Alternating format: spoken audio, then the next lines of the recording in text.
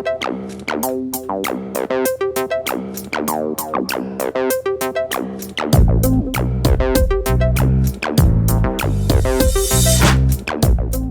poppin', everyone? Welcome to another episode of Remember When. My name is Jose. With me today are my boys Amir and Giant. Say what's up, guys. Yo, what's good? What's up, y'all? Hey, boys, we got a very special episode of Remember When today because we have a really awesome guest coming on. The locals of Margate, Florida know him as the Bearded One. He's the owner of Flynn's Arcade. It's our boy, Eddie. Say what's up, man.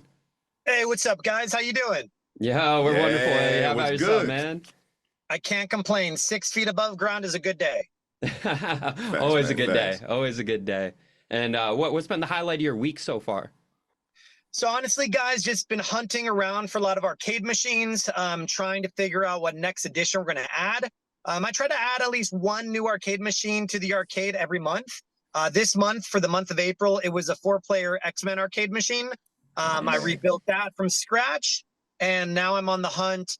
It's either going to be between Dr. Mario, JoJo's Bizarre Adventure, or I might make, there's another version of 1941 that I might make. So I've been doing a lot of driving around today, hunting for pieces and resources for that.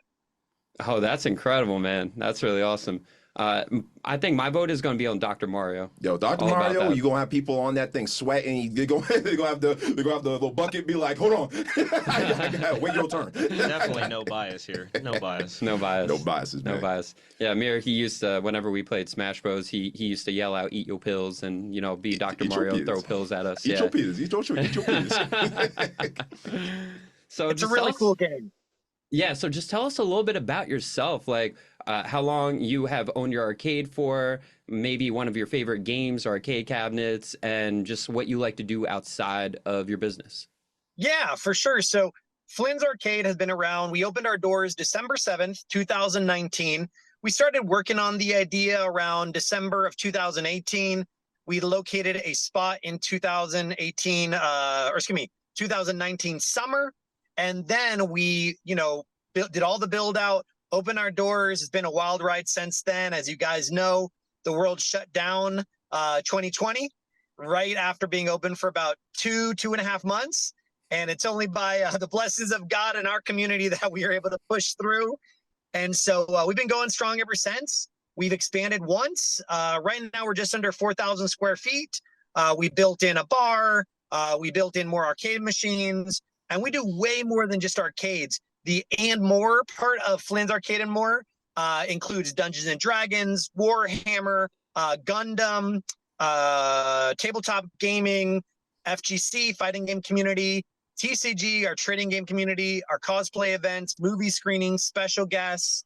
So it just kind of evolved into this crazy, awesome adventure that we've been going down. So I can't complain, guys, on the path we've taken so far. I'm excited to see what the future holds. We have a lot of cool plans in motion, a lot of the conventions coming up, a lot of special guests coming up, a lot of events coming up. So that kind of gives you a little tidbit as to where we are at currently. We're located in South Florida, so real estate's really expensive, and the arcade is literally just down the road from my house, so I can walk there, which is really a blessing. And we just struck, man. We're just super blessed with that. We can't complain. To answer your question, what's my favorite arcade machine? I'm a huge fan of Galaga. I have a Galaga tattoo. Our mural artist to Galaga. The reason why it's Galaga, or some people pronounce it like Galigaga or something like that, some weird phrasing. Caligula? They're wrong. It's some weird phrasing. There's actually a different phrasing for it. Because growing up as a child in Bay Harbor Islands here in Miami, at the laundromat every Sunday after church, go to the laundromat with my mom, and there was a Galaga machine and a Mortal Kombat 1 machine. And we only had a couple quarters, and we had to get good at the games quickly. So I got good at Galaga. So Galaga is my go-to game.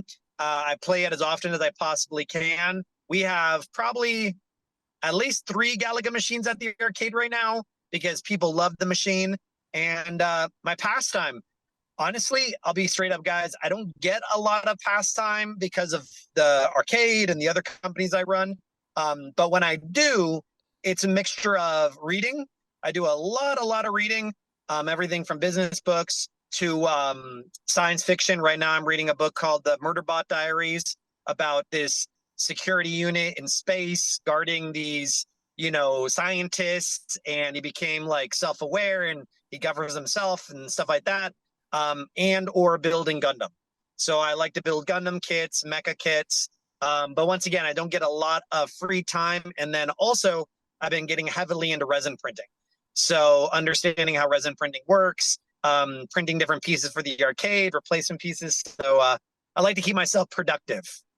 Heck yeah, man, you a fellow nerd. We love nerds around here. But you mentioned like you don't get much free time. That's one thing I wanted to ask. Like, how many hours do you spend per day just on the arcade alone? Like just per day? I would say I do this thing called batching, where I learned it from a mentor of mine. Long story short, I used to teach. So I was a teacher for 6 years. I taught history predominantly. I got my master's degree from Norwich University in military history. And that really taught me a lot about organization. And then when my mentors expressed to me, I should really start doing batching, where I batch my hours up. So from X, Y to Z, or X hour to X hour, I do this, and then I do this, and then I do that. But to answer your question on how many hours I spend on the arcade stuff, I would say during the week, it probably averages, like weekdays, it probably averages 3 to 4 hours a day. And then during the weekends, it's probably significantly more on Saturdays, where I have a lot more time available to myself, where I'm able to fix arcade machines, work on new events, talk to the celebrities we have coming in, plan our next event. So during the weeks, it can bump up 5, 6, 7, 8, 9, 10, 11. It really depends. When we do karaoke, I'm there for upwards of 10 to 12 hours, depending on what we're doing for the day, because I might be in the morning, then I'll go run a bunch of errands, pick up a bunch of stuff, then come back and hang out for another 6 hours. So it's a lot. It's no joke at all. Do you have a favorite karaoke song? Do you have a go-to karaoke? Yeah, with the karaoke stuff, I lean heavily towards the 80s music. So I believe the song is called Separate Ways. It was in the Tron soundtrack. By I think it's like, is it by Journey? Might be by Journey. Separate Ways. Final Countdown, I like to sing quite a bit. But then also I really like karaoke songs that everybody can sing along with. So believe it or not, guys, I'm really big into like Disney musical songs. So, like just different music, different musicals. But when we do karaoke, I usually am emceeing it, so I don't get a lot of time to sing karaoke. I'm more like backup vocals, Okay. like I help out those who are a little weaker on the singing. Yeah, you go like, oh. Yeah. Providing 100%. Exactly. Yeah, we'll come down and do DuckTales. Yeah, we'll do that as our karaoke. Yeah, you'll sing song. DuckTales. That's gonna be you, fam, for real. Hey, I we love got you on the DuckTales. atlas, bro. There you go. Have you guys been reading the new DuckTales comic books that came out? Nah, I have seen the recent, like the revival show that they came out with. I don't know if Right. you've seen that, but it's pretty good. Yep. It's really, really good. But I haven't delved into comics yet. Yeah. They also made a Darkwing Duck comic book that's really good, and a new Gargoyles series that's really good too. And definitely recommend you check it out when you have a chance. Gargoyles. Actually, I like Darkwing Duck too, but definitely Gargoyles. 100% going to be checking that out. For sure. Yeah. 100%. What was your favorite cartoon to watch growing up? A mixture. So I have real pure memories of TMT, the original one. I was born in 84, so I grew up, watching cartoons in the late 80s, early 90s. And really cool story. I was big into One Saturday Morning. I don't know if you guys remember that on Disney. So it was like One Saturday Morning. So it was like a series. So you'd have like Doug on there, you'd have Pepper Ann on there, you'd have all sorts of like, Disney-centric cartoons on there. And it's really cool because at the end of May, we have Danny Cooksey, who was actually a lot of the voices in the 90s from Nickelodeon. He was also in Terminator 2. He's the redhead in Terminator 2 as well that we have come into the arcade at the end of May. So it's really cool to like associate the voices with like your childhood cartoons from One Saturday Morning, from Saturday mornings, growing up as a kid. Yeah, absolutely. That's so awesome that they're coming in. Have you had a favorite celebrity that has come to the arcade? Dude, honestly, it's a surreal experience. I'll give you this story. So last year in February, we had Mr. Walter Jones come into the arcade, the Black Power Ranger, Zach. from the OG Power Rangers. Nice. Yeah. And I had gotten in contact with Zach's talent agent, or Walter's talent agent, from another contact we had done earlier that year. And it was so funny. I still remember, guys. So at Flynn's, there's this back alleyway that I usually park in order to get into the back entrance of Flynn's easier. So we had just closed down. I think it was a Monday. We're not open Monday. So I just finished working on an arcade machine. I had missed a call. And I had picked up the phone and I'm like, hello, hi, this is Flynn. We had a missed call for this number. And he's like, hey, this is Walter. I'm just calling because we have an appearance scheduled. And I'm like, wait a second, what? And I'm like, Walter Jones, like Zach, the Black Power Ranger? And he's like, yeah, this is me. And I'm like, what? And so I started like fangirling quite a bit. I'm like, oh my gosh. I'm like, I watched you as a kid. My dad thought the intro music was insane. He didn't understand why it was so upbeat and like heavy metal. And it was a really cool experience meeting Walter Jones and contacting him. And guys, it's a pure blessing. I would have never thought if the 11, 12-year-old, 10-year-old Eddie would be here with us now, he'd be like, no way. He's like, no way. You have the ability to contact a handful of Power Rangers directly. I have the cell phone numbers of a bunch of different celebrities. And that's not tooting my horn or anything like that. It's just like showing you that anything is possible. Anything is possible. You never know where the life's going to lead you. So that has to be the coolest celebrity guest among many that we've had at the arcade. And of course, last month, we had Bam Margera at the arcade as well. Nice. And that was an experience altogether because of watching Jackass and watching Viva La Bam and watching CKY. I mean, guys, it's a surreal experience. Truly blessed. I can't complain. Hey, that's incredible that your dreams are becoming a reality and that, little kid you is probably overjoyed with what is going on right now. That's really incredible.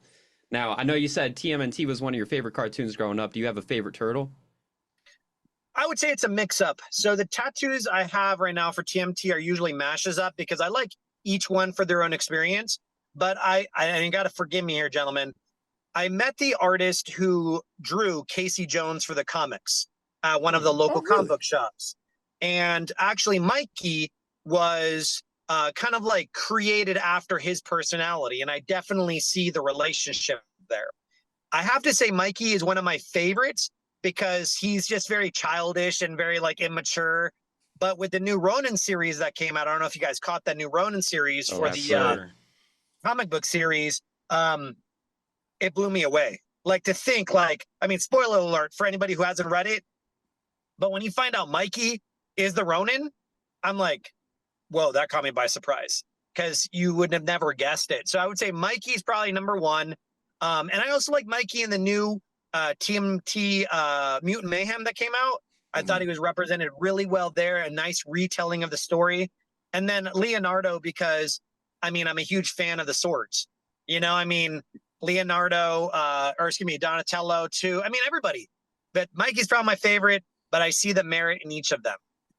Okay, absolutely. How about you, Amir and John? Do you guys have a favorite turtle? Easily gonna be Donatello, bro. I'm a nerd. Nerds gotta unite. I was a glasses kid. I was the Four Eyes kid. So I was like, you know what? That man with the bow staff, I resonate with you, man. Do you think you could handle a bow staff? No. No. Give me a katana or give me size. That's what I'm gonna mess up people with that. Bro, totally safer. Totally. Way safer. Bro, what are you gonna do with nunchucks? You're just gonna conk yourself on the head or hit yourself in the balls. It's not worth it. It's Raphael or nothing here. I knew that was gonna be your answer, man. I know. Yeah. What was that? I think it was 2012 was the one movie where he was like in the armor. Do you remember that? Yeah. He was all suited up. Oh, 2007. 2007. Yeah, that's what it was. Yeah, I got my years mixed up. That movie was hype. Yeah. I just remember the armor was pretty sick. Yeah, that was a cool movie. But that Mutant Mayhem though, that was probably, I ain't gonna lie, one of the best Ninja Turtle movies that came out. Like that was, they really felt like kids. Like it felt like they were like ad-libbing like with the turtle dialogue. Like they were just like the banter between them was perfect. Like I agree, it's 100% good. Yeah, that one is incredible. My wife for Christmas, she asked me what I wanted for Christmas, and I said I just want the 4 turtles from the Mutant Mayhem series from Walmart, and that's what I got. I thought they were so cool, and they're only like $10, but they're like articulation's really cool, and their weapons are really cool. And it was just a really good telling of it. It reminded me of Mike Mignola's style of art. I don't know if you guys are familiar with Mike. He created Hellboy. Hellboy, yeah. Yeah. He created that, or his style of art for Hellboy. I thought, man, this would make that animation, guys. Wouldn't that make like a killer Hellboy animated movie? Yeah. Yeah. Oh, did you ever watch the animated Hellboys that came out? Oh, yeah. Yeah, those were. I remember they premiered on Cartoon Network one time. I was like, "What is this? Should I even be watching this?" Ooh, that came on Cartoon Network. Yeah, they premiered on Cartoon Network, and I was like, "Am I allowed to watch this? Is this Adult Swim?" But no, it was on Cartoon Network. Those movies were cool. And they had a video. They actually have a video game releasing too, I believe. I don't think Dark Horse is producing it, but obviously Hellboy is a Dark Horse comic. But I don't know if you guys see the new Hellboy video game that's coming out. Yeah, it's got the whole art style with it too. It looks pretty cool. Yes. Mike Mignola's art is phenomenal. I'd love to get a piece of his original art, but guys, his art is like, it's weird because his art is like in the art world and in the comic book world. So a sheet can go for tens of thousands of dollars. Ooh. Oh wow. You see, I did not know that. Jeez. Do you have like a wish list or a most wanted like arcade machine that you may have touched yet? Oh, definitely, guys. My arcade machine on my wish list has to be a series of a couple of them. The first one is definitely, man, now I'm freaking blanking. Oh my gosh. Oh, The Grid.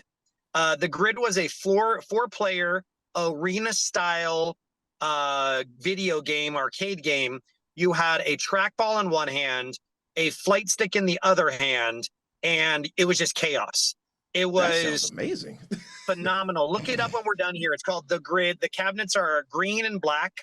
My local arcade here in South Florida, Grand Prix Racerama and Boomers, had it. And long story short, my best friend in high school, one of my best friends in high school, Patrick, had the cabinets.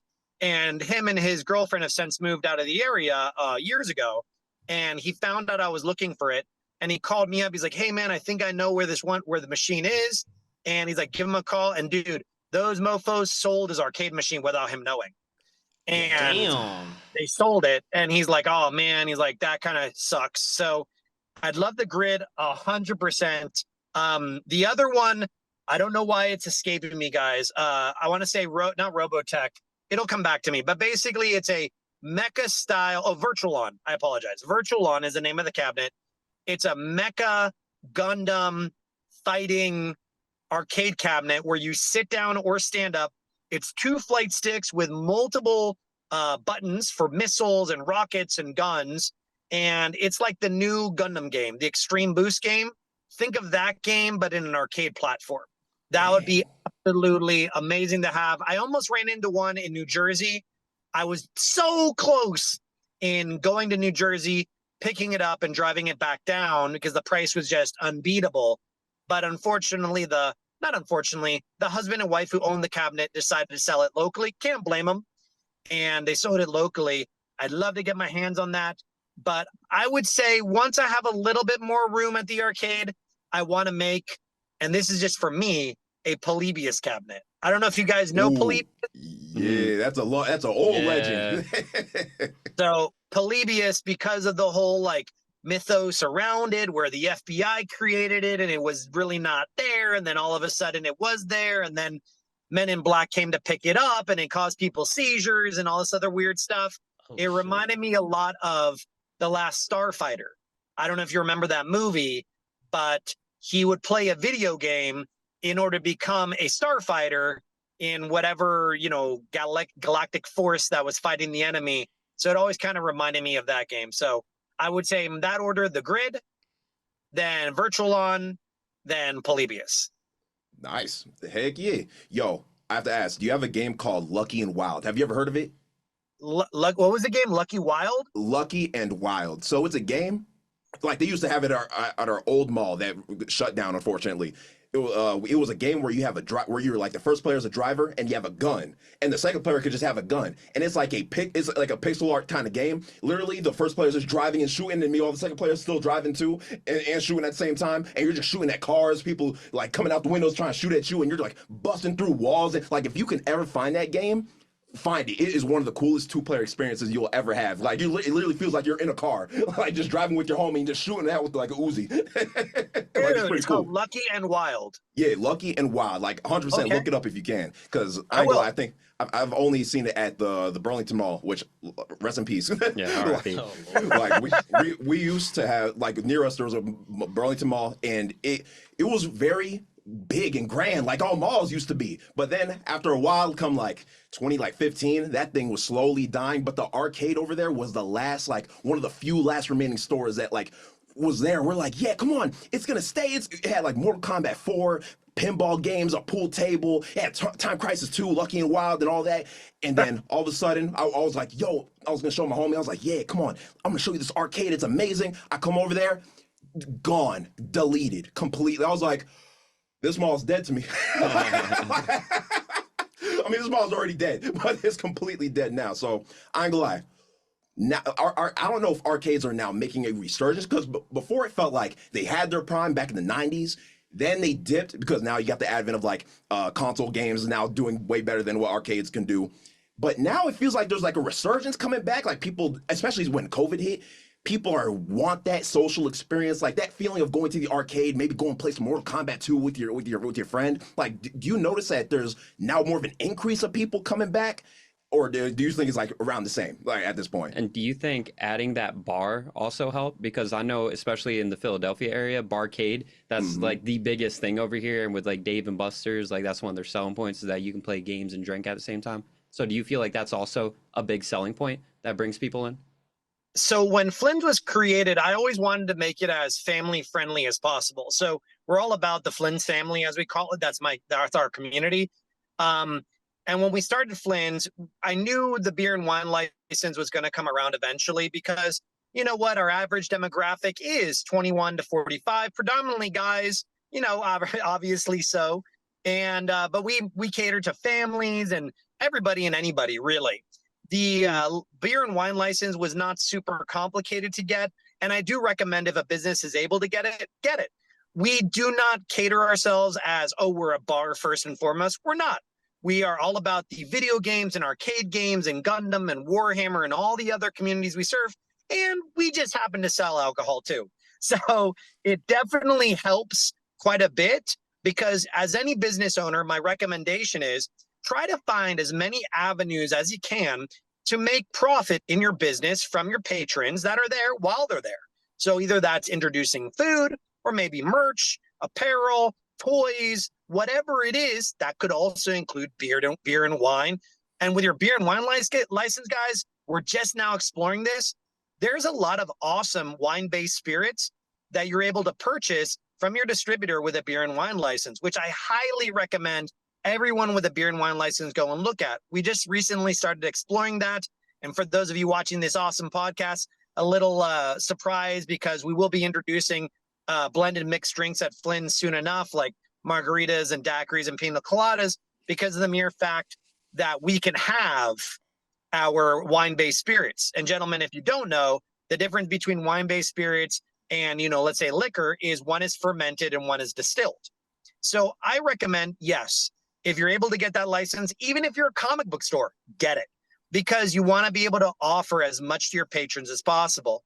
Now, is it require an absolute must to run an arcade? No, it isn't, because I know a couple arcades within the state that don't have their beer and wine license that are doing very well, because they cater to a very niche community, be it rhythm games or be it racing games, something like that. But I recommend to get it. I'm super stoked to introduce different elements to our Flynn's family. And we're also all about drinking, cautiously and as wisely as possible, not over serving, screening appropriately. But when you start getting into wine-based spirits, guys, you're talking 24 to 21% alcohol. So that's pretty high when it comes to that sort of stuff. But I'm just really excited to be able to offer those things to our community. Do you need it? No. Is it helpful? You better believe it. Eddie's spinning some game right now for all y'all future arcade owners out there, because we need y'all. We need y'all. We need arcades to stay alive. Thank you, Eddie, for keeping arcades alive. Like 100%. My pleasure. We are guardians of the past. Like the arcades are important, especially in our childhoods. We loved arcades. Like going to the Funplex. is one of those special memories that I was sad to see go, like as like because the only options you really have is Dave and Buster's, which is more like gambling. It's more like a mini casino. It is like a real arcade. Like you would go because they ain't really got fighting games like that. It don't really have that good vibe or good atmosphere. So being able to at least uphold that tradition, if it is great. It's good. I love seeing that. Like thank you for doing that, and I'm glad that you found your My passion pleasure. for it. My pleasure. I love it. Have you always had this vision of owning arcade? And like, if you have, how long has that vision, been in your mind for? So I like to argue that we are given dreams and then ideas. Ideas kind of come and go like tides, and dreams kind of stick with you. And the idea of this arcade dream really has been with me for years now. I used to do these pop-up arcades or pop-up events that incorporated arcade and video games called retrocades. And we did it at my buddy's tattoo parlor. We did it at my buddy's print shop. We did it at my friend's coffee house. And they would draw a significant amount of people. And this is probably 2016, 2017. And then when I was renovating one of the houses I was selling for a customer of mine, I was talking to my buddy Will there, and I'm like, you know what? This would really probably do well now. People are hungry for the nostalgic, but as Americans, we are really into entertainment.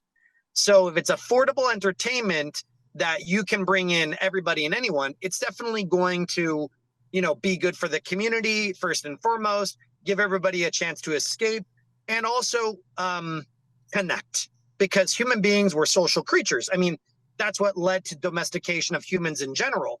Think about it. We were all wandering around the wilderness, and then we're like, yo, we're stronger in numbers, and I like hanging out with people.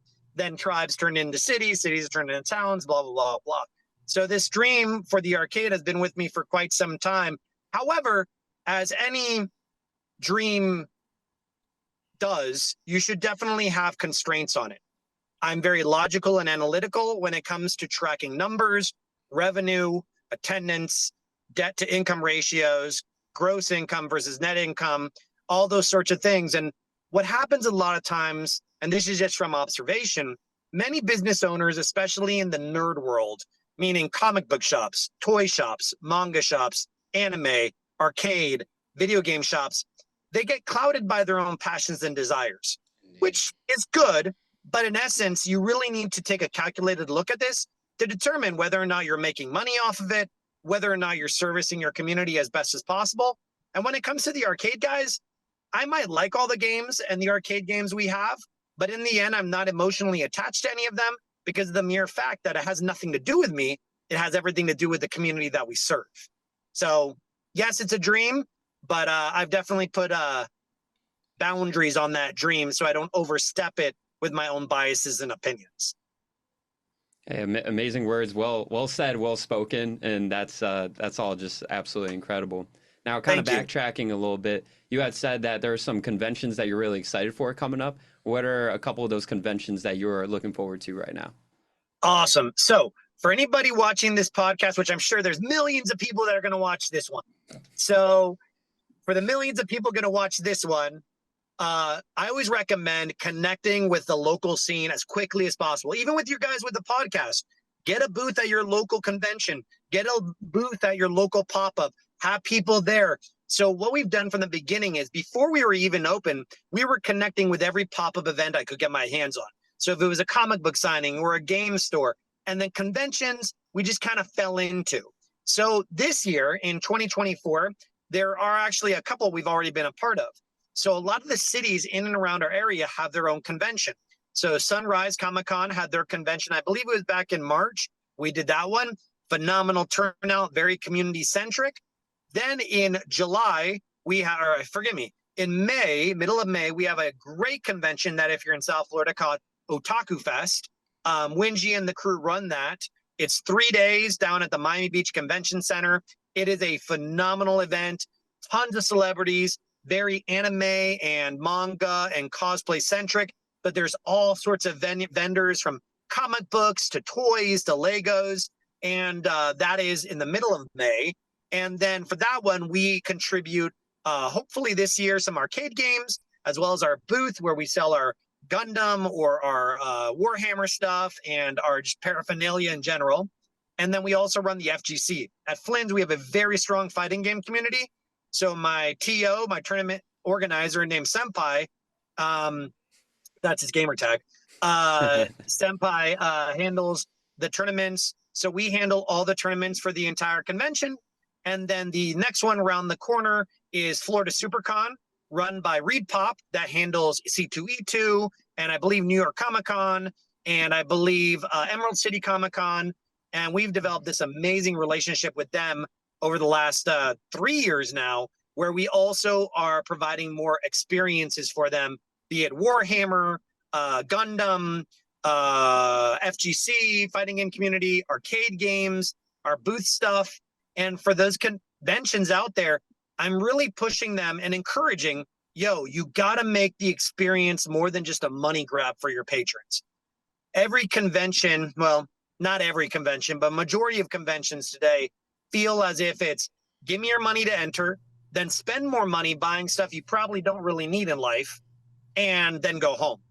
But what I'm encouraging conventions to do is think outside the box, where you're encouraging your patrons, hey, come and learn how to build Gundam, or learn how to play Pokemon, or learn how to play Warhammer, or go to this cosplay panel, or hang out at this rave.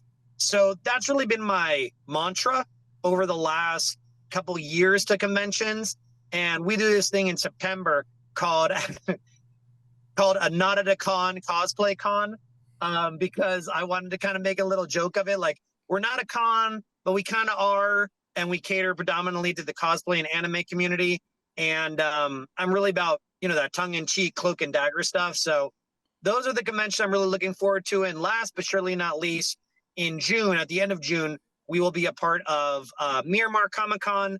And right now I'm trying to line up a panel to spread my knowledge as much as possible to anybody who wants to listen to the, I believe it's called the Gamer Classic Expo in Texas. And that's in July as well. So I'm really trying to start going out of our area when it comes just to myself, because I want to start getting into industry specifics, which there aren't a lot of things other than IAPA, but those cater more towards like the big boys on the field, like, Busch Gardens and Disneyland and, SeaWorld and all that kind of stuff. So those are all the conventions that we have scheduled so far for the 2024.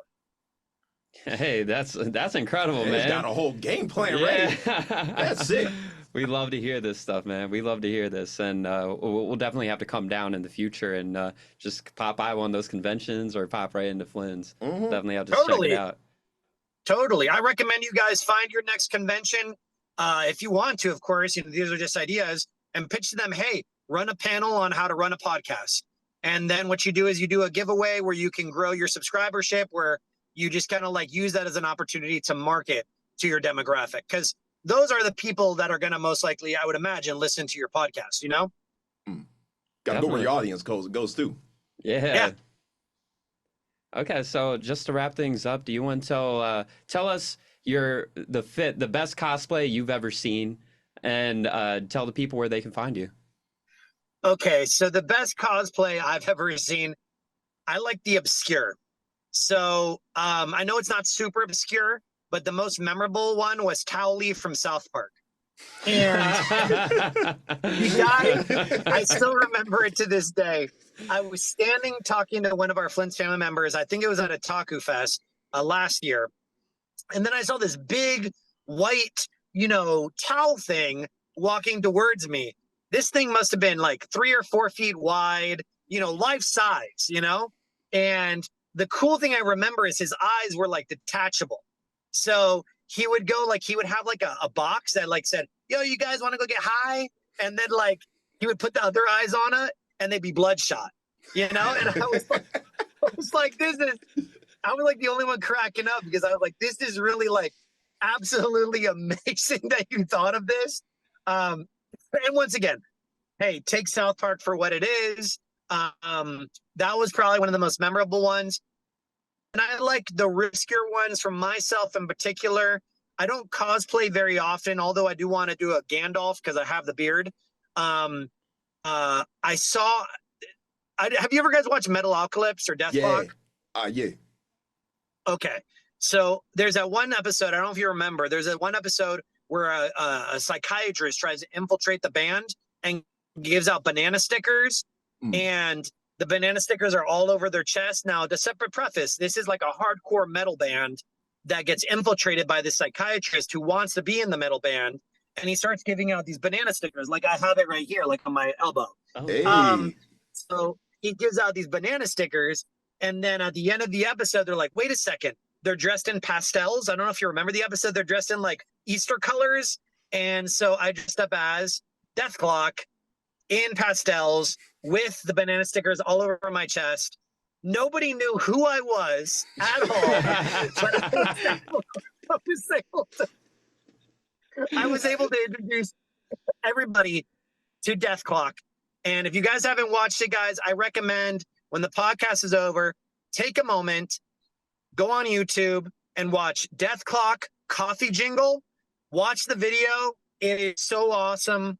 It's absolutely amazing. So Death Clock and Metal Alchemist and Cowley from South Park.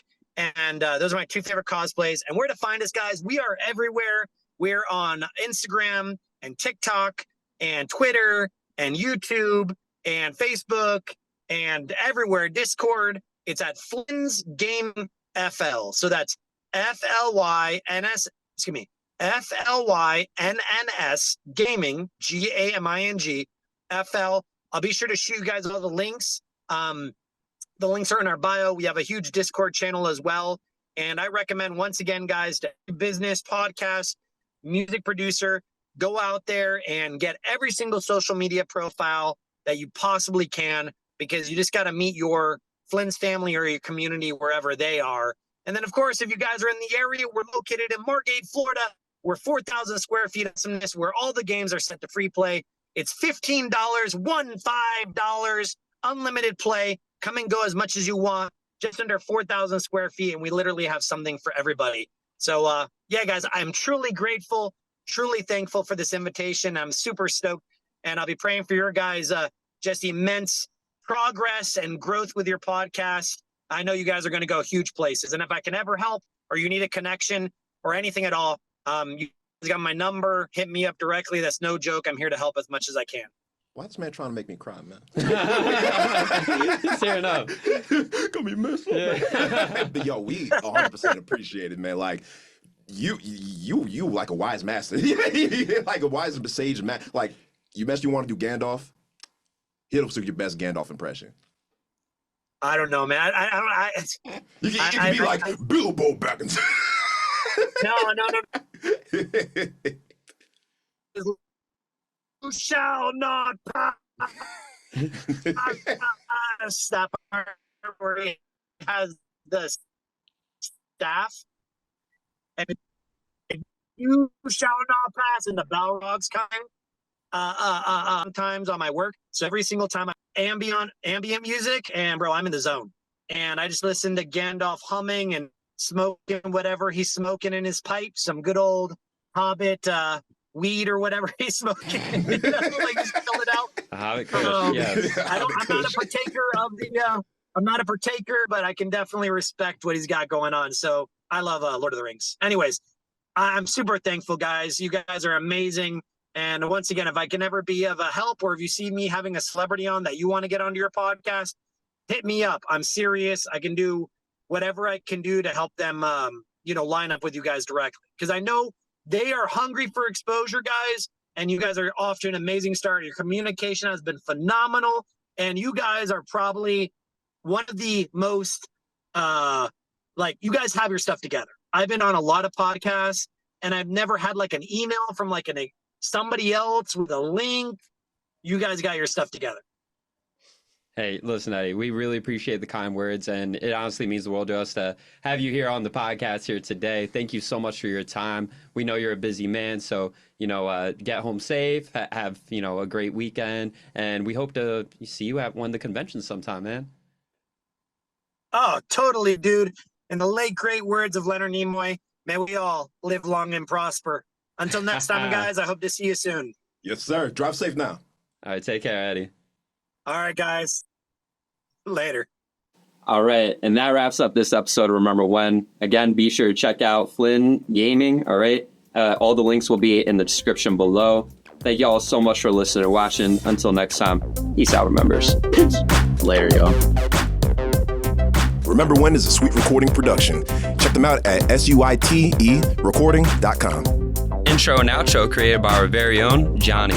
Subscribe, listen, and remember to review wherever you are on social media. Thanks for listening.